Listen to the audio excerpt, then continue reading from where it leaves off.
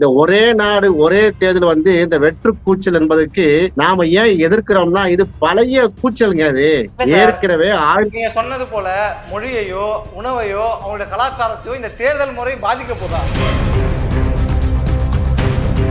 India மாதிரி இருக்கக்கூடிய plural சொசைட்டில வந்து இந்த ஒரே நாடு ஒரே தேர்தல் வந்து சரிபடாது. ஒரே சுடுகாடு கூட வைக்க முடியாது.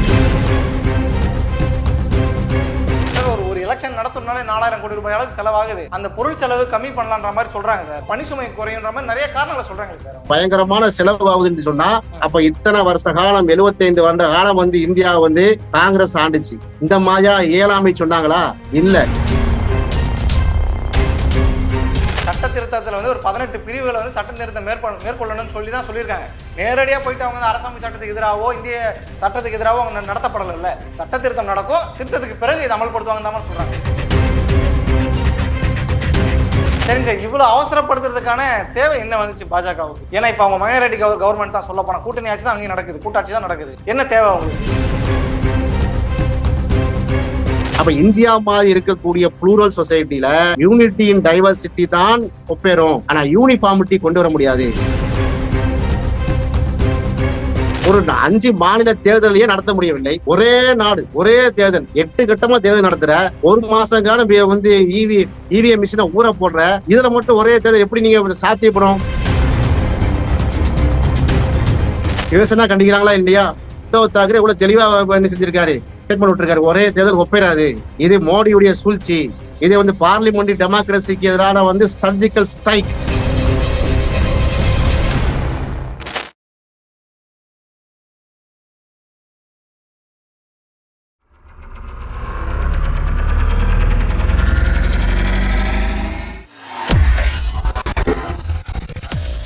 ஐத்தமிழ் நேயர்களுக்கு வணக்கம். இன்றைய நேர்காணலில் நம்மோடு இணைந்திருப்பவர் விசிக கட்சியை சார்ந்த வழக்கறிஞர் அகமது சாஹிப் அவர்கள். அந்த ஒரே நாடு ஒரே தேர்தல் அப்படிங்கிற ஒரு விவகாரம் பற்றிய மிகப்பெரிய அளவு சர்ச்சை எழுந்திருக்கிறது. அதை பற்றி தான் இன்னைக்கு இந்த விவாதத்தில் நம்ம பேச போறோம். வணக்கம் சார், நல்லா இருக்கீங்களா? வணக்கம், நல்லா இருக்கேன். Super sir. ஒரே நாடு ஒரே தேர்தல் எவ்வளவு பெரிய ஒரு திட்டத்தை வந்து பாஜக கொண்டு வர போறாங்க, அந்த திட்டத்தினுடைய பாதிப்பு என்னன்ற மாதிரி பல விஷயங்களை பேசிட்டு இருக்காங்க சார். இந்த திட்டத்தை நீங்க எப்படி பாக்குறீங்க? ஒரு வழக்கறிஞராக நீங்க எப்படி பாக்குறீங்க? விசிக கட்சி எப்படி பாக்குது சார்?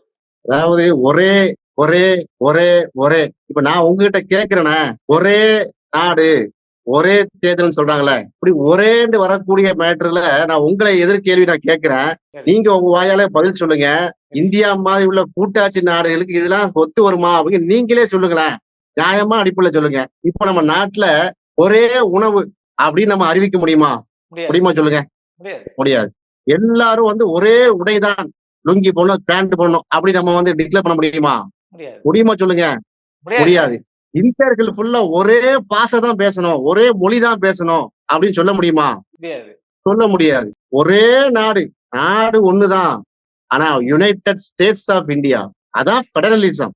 கான்ஸ்டிடியூஷனை, இந்தியாவுடைய அரசியலமைப்பு சட்டத்தை உருவாக்கிய சிற்பி என்ன சொன்னாங்க? 19 புக் எழுதி தந்தாங்களோ? இல்ல. அத கட்டுரையா எழுதி வச்சிருக்காங்க. அதுல தெளிவா குறிப்பிட்டு இருக்காங்க. சாவரைன் இந்தியாங்கிற நாடு ஒரு சாவரைன் ஸ்டேட். சாவரைன்னா சுயாட்சி, தன்னாட்சி உள்ள, செக்யூலர், சமதர்மம் வாய்ந்த, சோசியலிஸ்டிக் சமதர்மம் வாய்ந்த, செக்யூலர், மதச்சார்பற்ற டெமோக்ராட்டிக் ரிபப்ளிக், சுதந்திரமான குடியரசு நாடு. இதை மட்டும் சொல்லல, ஒவ்வொரு ஸ்டேட்டுக்கும் இது ஸ்டேட் லிஸ்ட்ல வரணும், இது யூனியன் லிஸ்ட்ல வரும், மாநிலங்களுக்கு தனி சுயாட்சி இருக்கிறது, மாநிலங்களுக்கான உரிமைகள் இருக்கிறது என்று எல்லாம் சொல்லித்தான் இந்த கான்ஸ்டிடியூஷனை வரையறுத்திருக்கிறாங்க. இந்த ஒரே நாடு ஒரே தேர்தல் வந்து இந்த வெற்று கூச்சல் என்பதற்கு நாம ஏன் எதிர்க்கிறோம்னா இது பழைய கூச்சலுங்க. அது ஏற்கனவே நீங்க சொன்னது போல மொழியையோ உணவையோ அவங்களுடைய கலாச்சாரத்தையோ இந்த தேர்தல் முறை பாதிக்க போதா? பாதிக்கும்ல. எப்படி பாதிக்கும்னா, இப்ப உதாரணமாக நான் வந்து 19 வந்து பிஜேபி கொண்டு வந்துட்டாங்க, மோடி 2014 சொல்றாரு, அதுக்காக எதிர்ப்போம்னா அப்படிலாம் கிடையாது. பிஜேபி நல்ல திட்டத்தை கொண்டு வரட்டுமே, நான் வாழ்த்துவோமே.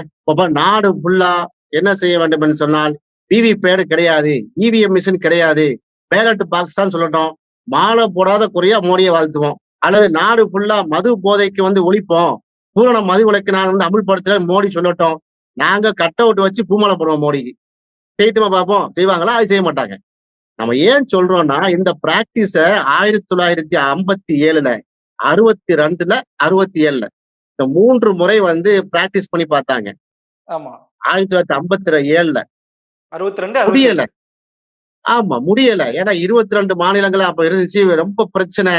குண்டக்க மண்டக்க ஆகி போய் திரும்பவும் அதே இந்த ஒரே தேர்தல் மாநிலங்களுக்கும் மக்களவைக்கும், அதாவது சென்ட்ரலுக்கும், ஒன்றிய இதுக்கும், லோக்சபா தேர்தலையும் நம்ம ஸ்டேட்டுடைய சட்டமன்ற தேர்தலையும் ஒரே இதுல வைப்போம் என்ற திட்டத்தை 1983ல இந்திரா காந்தி அம்மையார் வந்து முதலமைச்சராக பிரதமராக இருக்கும்போது மேட்டரை கொண்டு வராங்க. நிராகரித்தாரா? இல்ல. ஏன் நிராகரித்தாரு? அது பெடரலிசம் பாதிக்கப்படுது.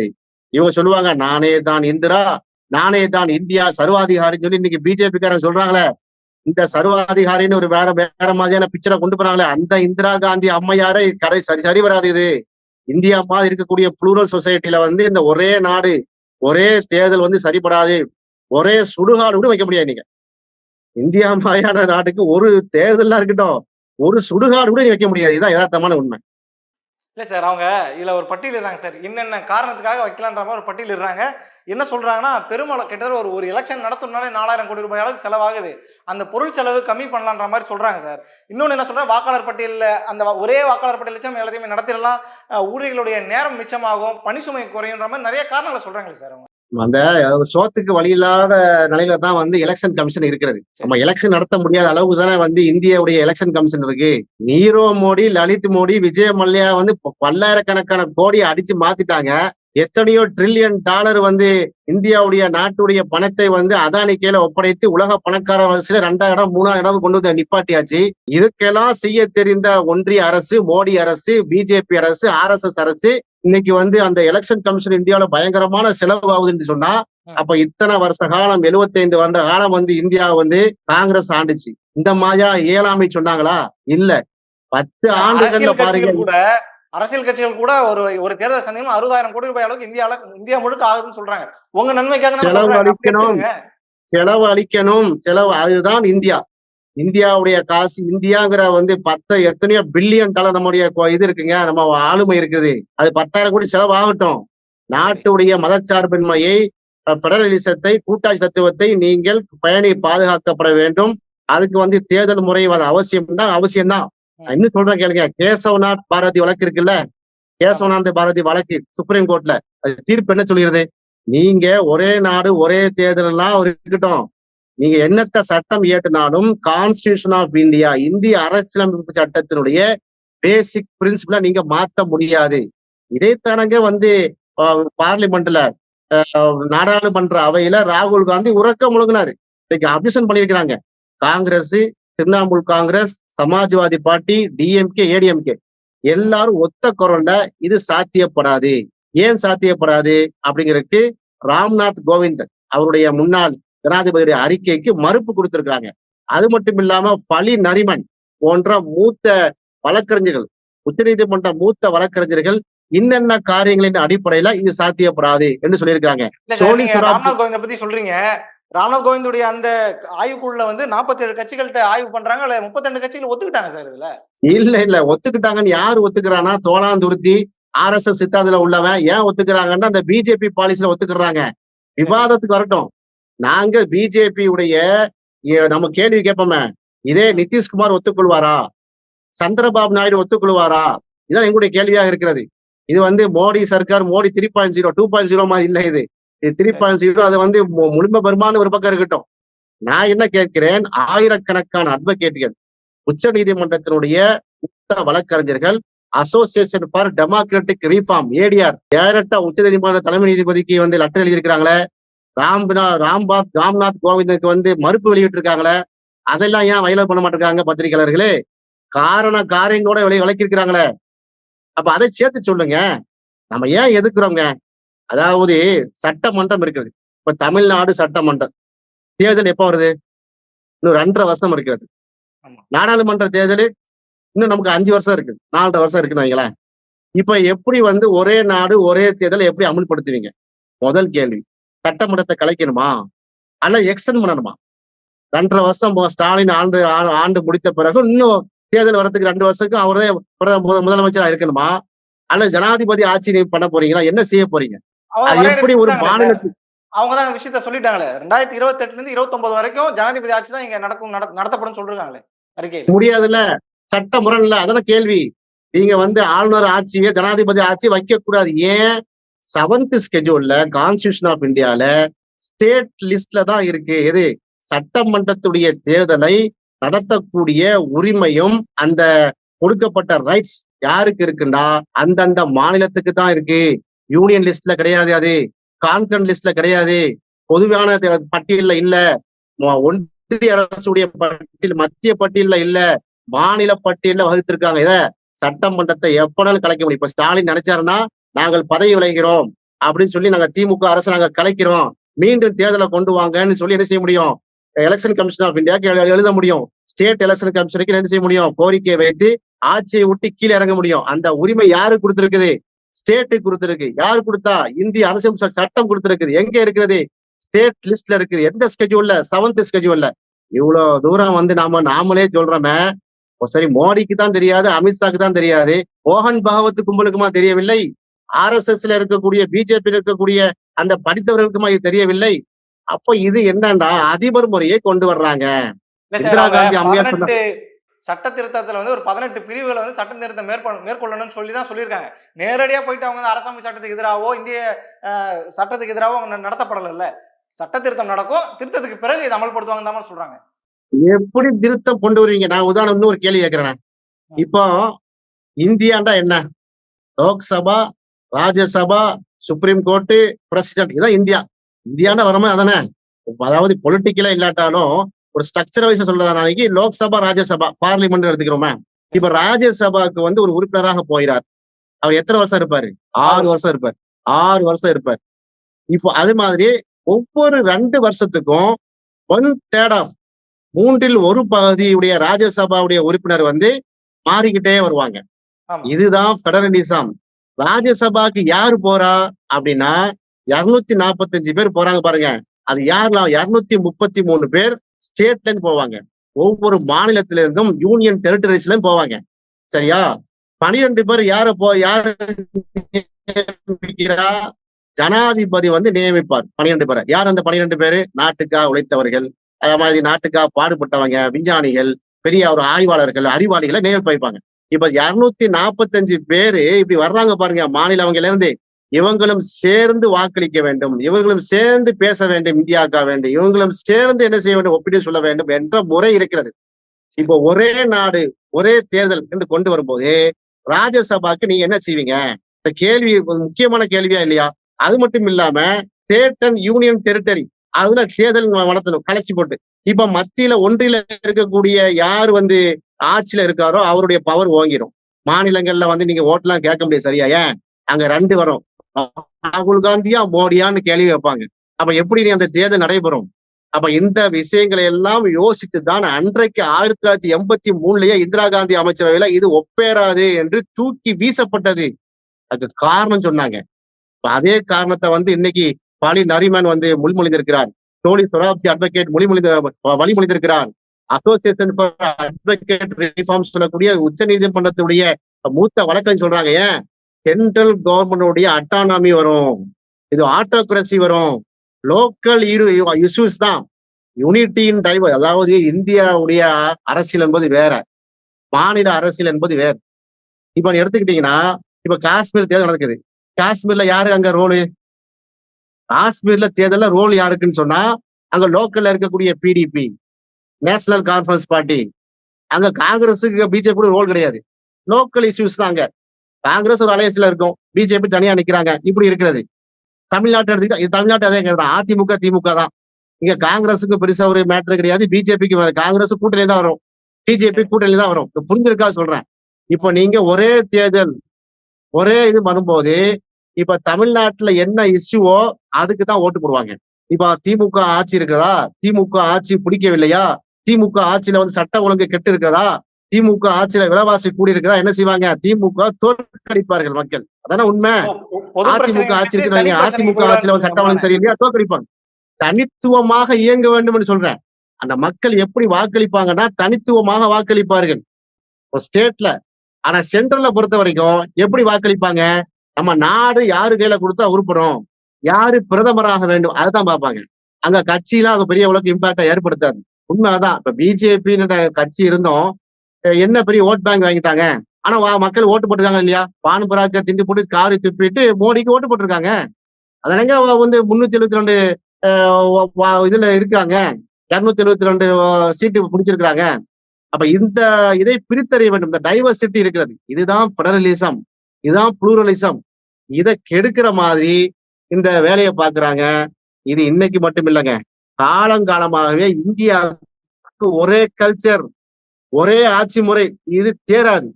நீங்க திரும்பி கேள்விக்கிட்ட நான் இன்னும் டெப்தா நான் பேச முடியும் அந்த விஷயத்துல. இது ஒப்பேறாத கேஸ் இது. சரிங்க சார். இவ்வளவு அவசரப்படுத்துறதுக்கான தேவை என்ன வந்துச்சு பாஜகவுக்கு?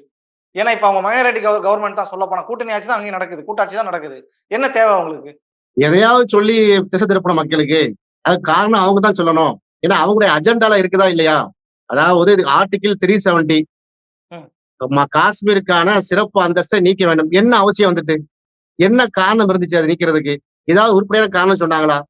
ராஜா ஹரிசிங்க அவங்களோட ஜவஹர்லால் நேரு ட்ரீட்டி ஒப்பந்தம் பண்றாரு.